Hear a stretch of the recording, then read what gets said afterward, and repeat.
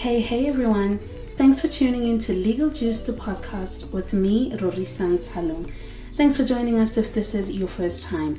Please don't forget to catch up on our previous episodes as well. Thank you so much to our sponsors, American Corners, Makers Valley, and of course to Kopana, our producer. Please remember to share the links, guys, with everyone that you know so we can grow the family. And don't forget to like our content if you find it useful. You can also get in touch via Twitter at juice_legal is our handle. Let's keep the conversations going. Now, if you're planning to get married, I'm especially happy that you've joined us today. But I'm even happier if you're a single person like me, because tonight's chat will hopefully give insight on how to go about choosing the legal consequences of getting married someday. Today we're talking about matrimonial property regimes. You know, the in-community versus out-of-community of property. What are they? What choices do we have? Now please remember, I may be an advocate and I may be your friend, but this is not a formal legal consultation. Our discussion is only meant to break down a few legal concepts in a quick chat. Think about this podcast as a chance to consume bite-sized pieces of information. If you need to, please head over to your trusted attorney to have a more detailed conversation about any concerns that you might have. Alright, now that we've got that out the way, let's chat.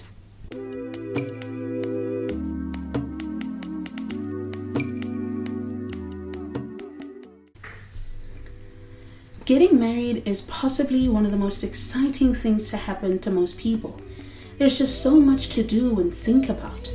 The mahadi negotiations, the dress, the venue, the rings, the cake. It's all just so wonderful. But let's be honest, every couple believes that their wedding is the beginning of a romantic forever after. And once you've done calculating the costs of putting together your perfect wedding, many couples just couldn't be bothered to pay to consult an attorney to help them navigate the different matrimonial property regimes, or even to draft an antenuptial contract. After all, they're planning to be together forever, right? What would they need that stuff for? Unfortunately, this just isn't always the case. Marriages, like most things in life, just don't always turn out the way that we hoped. Sometimes, despite your best efforts, all your prayers, the counseling, the family intervention, there's just nothing you can do to avoid the reality that a marriage may be ending. Unfortunately, it's only at this point that a lot of couples see the necessity of consulting a lawyer to gain understanding of their rights in a marriage. At this point, it may be too late to avoid some of the consequences which they run into. Now, in our country, we have options. You can either go into a civil marriage or a customary one. Some people will go for both, but tonight I just want us to focus on civil marriages specifically and the consequences of different matrimonial property regimes. If you'd like us to, we can chat separately and maybe another time about customary marriages. So please, let me know and we'll make it a date. In simple terms, a civil marriage is a contract. It's a legally recognized lifelong voluntary union between two spouses. Your civil marriage would typically require registration at the Department of Home Affairs, and when consummated, you'd be given a marriage certificate which proves that you were married. A customary marriage, on the other hand, should be, but doesn't need to be registered to be recognized, and it might be consummated in terms of African or other customs, such as the paying of mahadi or amalobolo, and the handing over of the bride to the husband's family. A customary marriage is valid if it meets the requirements of the Recognition of Customary Marriages Act. Don't worry, we'll chat about this another time. Okay, so once you've decided that you're getting married in terms of the civil law, it's time to pick a regime. We have three in particular, and I really want us to discuss them briefly tonight. The first one is marriage in community of property. The second is marriage out of community of property and profit and loss. And the third one is marriage out of community of property with the accrual. Don't worry, I'm going to break it all down for you today. But before I do, let me answer a quick question I was recently asked by someone who wanted to know if she had to change her surname to her husband's surname now that they're about to get married. For many years, that's been a very popular thing for women to do. Get married, become a Mrs., and then change your surname to your husband's surname. It's often seen as honorable and even romantic, but it's really not compulsory. The choice is entirely yours. Do it if you want to, or not if you don't. There's really nothing to compel you to adopt your husband's surname, and it's quite legally acceptable to keep your maiden name forever if that's your choice. My opinion is that you should probably discuss this with your spouse-to-be and reach some agreement on how you want to proceed, but keeping in mind always that you can go either way. Alright, let's start with marriage in community of property.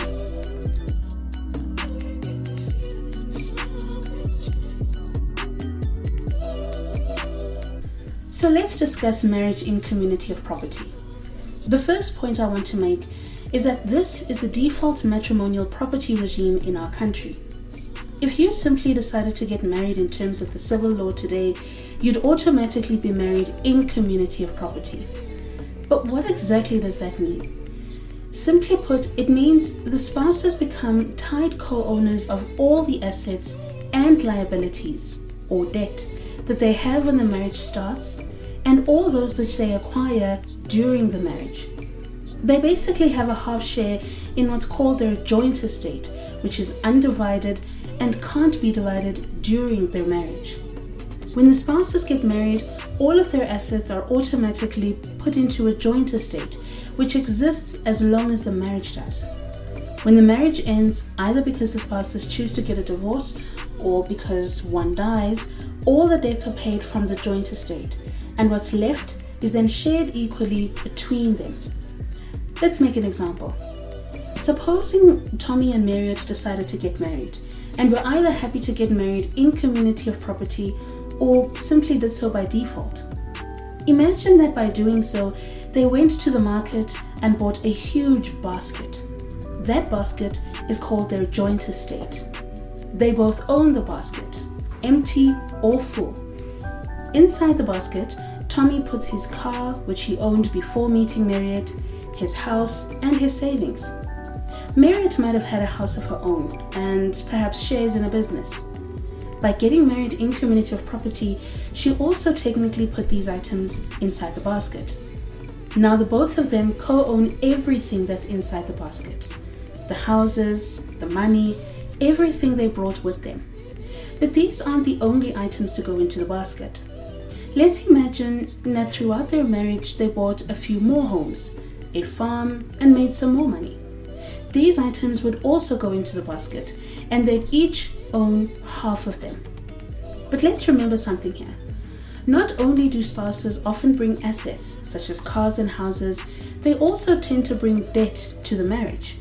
Car loans, study loans, and other debt also go into the basket, and unfortunately weaken its value for both spouses. In essence, your liabilities are also shared, both those you brought into the marriage and the ones you acquired during that time. That's right. With this matrimonial property regime, you both benefit when you do well, but it certainly also affects you both when you don't. These debts can include your contractual debts, such as the ones you have with service providers, for example, and even delictual debts. Now, delictual debts are those you have when you have caused harm to someone, like for example in a car accident. If you must pay to cover the damages to the other vehicle, the owner of that vehicle can look into the joint estate if the estate of the offending spouse cannot cover his damages. Now, if spouses choose this matrimonial property regime, there are occasions when they'll need each other's permission to do certain things, but only in their personal capacity, and not, for instance, in their capacity at work. So, for example, if they want to buy or sell a house, or enter into a suretyship agreement, which is one where you bind yourself to be responsible for someone else's debt, you'd need your spouse's permission. They'd also need each other's permission to sell their personal investments, and this could include things like shares in a business or even paintings. If your spouse unreasonably refuses to give you this consent, then you can apply to a court to do away with the requirement of that consent. But you would have to show that there is good reason to dispense with your spouse's consent. Now, there are exceptions. There are things that could never go into the basket, so you need not worry about them at any stage. Firstly, if Tommy and Marriott have an antenuptial contract and choose to exclude certain assets from their joint estate, then those listed assets would be excluded.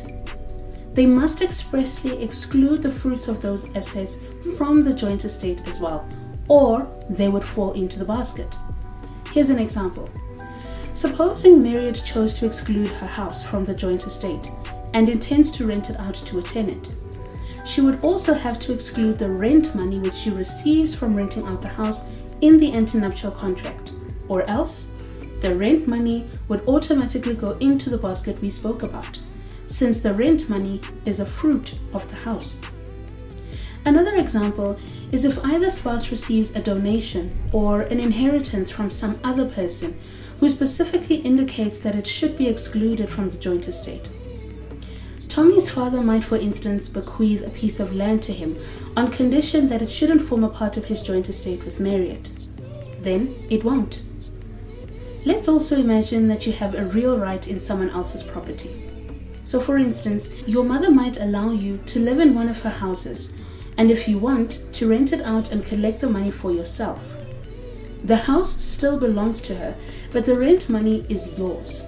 In this case, the right you have to collect this rent is called an usufruct.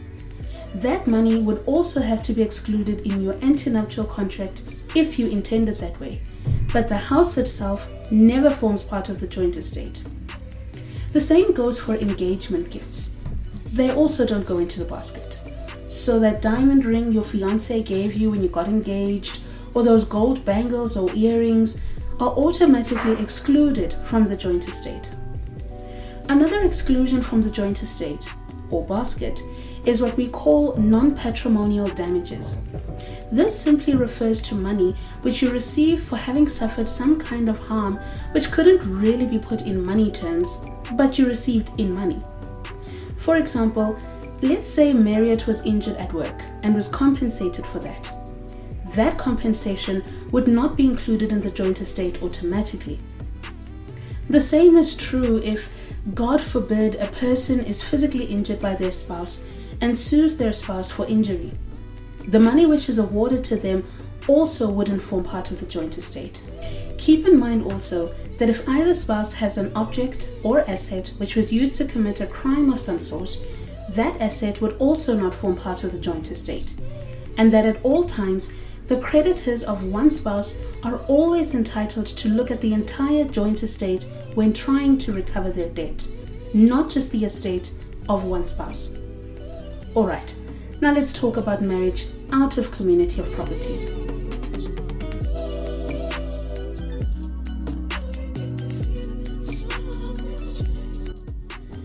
Now, remember how I said that marriage in community of property is the default matrimonial property regime?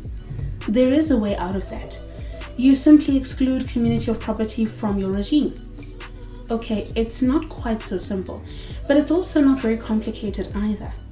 This option does require you to visit your notary, who will explain the process of drafting and attesting to what's called an antenuptial agreement. If you're not sure what a notary is, please go back to episode 1. I explain it more fully there.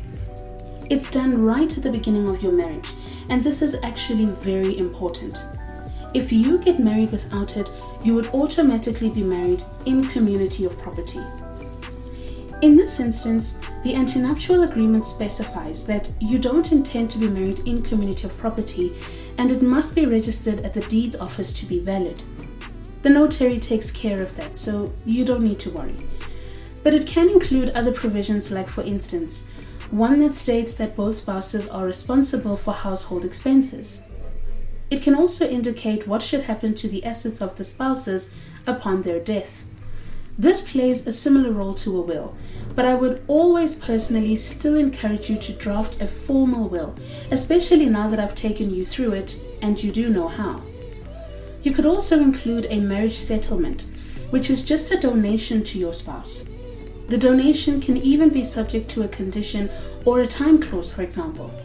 You could, for example, state that you undertake to give your spouse a certain gift when your first child is born, or even gift them with a car immediately.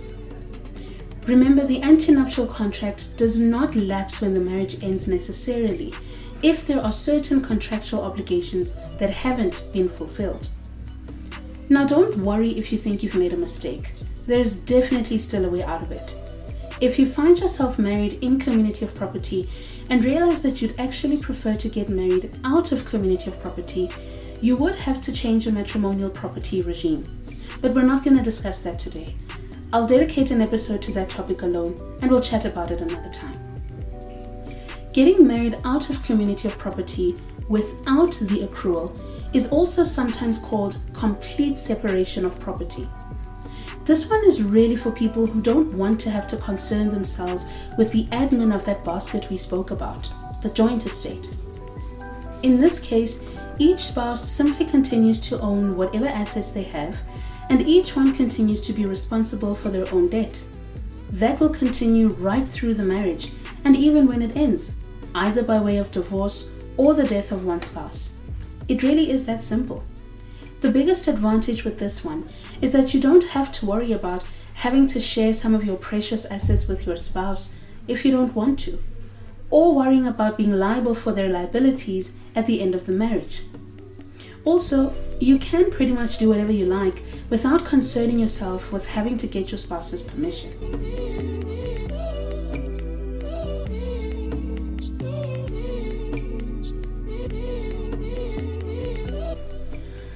Now, I'm going to go into two concepts which I think everyone should understand. Now that you know the difference between marriage in community of property and out of community of property, you further have two additional options. The first is getting married out of community of property with the retention of community of profit and loss. The other one is marriage out of community of property with the accrual. Let's start with retaining profit and loss. You might have certain assets which you enter into a marriage with and be unwilling to share them with your spouse. Maybe your father's gun which he left to you, or a piece of land which you already own. The same can also be said of certain liabilities. But maybe you're happy to share all those assets and liabilities which you and your spouse will incur and acquire together during the marriage. It's almost like wanting to start the marriage with a balance of 0, to start on a fresh page with nothing, and to acquire everything together going forward. Then this option is available for you. I must admit, this variation of marriage out of community of property is rare, but it may be a good option for you to consider. Remember how I mentioned that certain assets would automatically be excluded from your joint estate if you were married in community of property? Well, that applies here. Since you would technically be creating a joint estate, which just doesn't include your previously held assets, you would each own a half share in that joint estate. But those assets which are excluded wouldn't form a part of it. Then there's the accrual system. You can be married out of community of property with or without the accrual, so the choice is yours. But you must specify this. Otherwise, the accrual will apply automatically. The idea behind the accrual system is to allow a spouse whose separate estate might not have grown as much as the other one's estate during the marriage to benefit from the growth of their spouse. Let's make an example to see how it applies. Thabo and Mampo may have chosen to incorporate the accrual into their marriage out of community of property, and they might have agreed that Mampo would stay at home and look after the household and children throughout the marriage. She might give up her teaching career while Thabo continues to run his business and provides financially for the household. Inevitably, since Thabo is the one making all the money, his estate will grow over the years, whilst Mampo's estate will probably not. If they decided to get a divorce, say after 20 years of marriage, can you imagine how devastated Mampo would be, since she would literally be walking away from the marriage with no assets? Well, thanks to the accrual, that would not happen. We must now calculate the total growth of her estate and compare it to the total growth of Thabo's estate. The spouse whose estate has grown the most must share with the other one half of the total value of the growth of that estate, minus the total value of the growth of the smaller estate. So for instance, Thabo's estate might have grown by 1 million rand in the past 20 years, whilst Mampo's estate has only grown by 100,000 rand. What we would then do is take Thabo's accrual of 1 million rand and subtract Mampo's accrual of 100,000 rand from that. We now have 900,000 rand. We now take this and divide it into 2, and in this way, Mampo gets 450,000 rand of Thabo's accrual. In this way, she walks away with 450,000 rand plus her own accrual of 100,000 rand, so 550,000 rand in total, while Thabo walks away with 550,000 rand of his own accrual.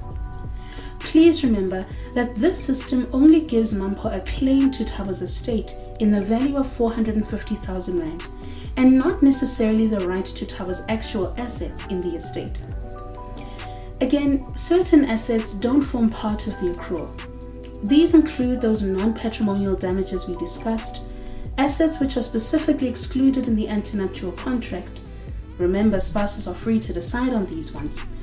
And they include an inheritance from a third party, as well as donations between the spouses and even from a third party. I guess the biggest advantage of this option is that spouses get to share in the growth of their estate without sharing the liabilities or debt. And this only happens if the spouses should end their marriage. So you're free to share what you have without worrying about your spouse's creditors coming after you if he or she finds him or herself in debt.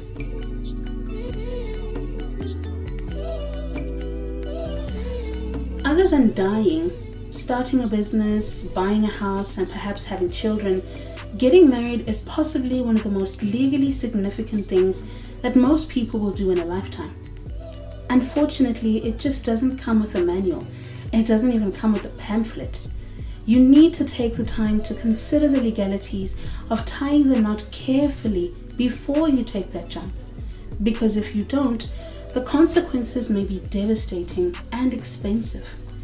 I encourage you to seek the counsel of an attorney that you trust before making this huge decision, and to remember your personal circumstances when choosing the right regime for your marriage. Don't try to be like the Kumalos next door or do what your pastor thinks is best. This decision should also not be based on what you think is romantic or honorable in the eyes of the church or even your family. You should really approach it like you would any business decision, with the right information, objectivity, a clear mind, and a consciousness of the worst case scenario. Good luck on this big decision. Thank you so much for tuning in, folks. If you have any comments and positive contributions, please comment down below and on our Twitter page at @juice_legal. That's our handle. Until next time, Lerato Kileo.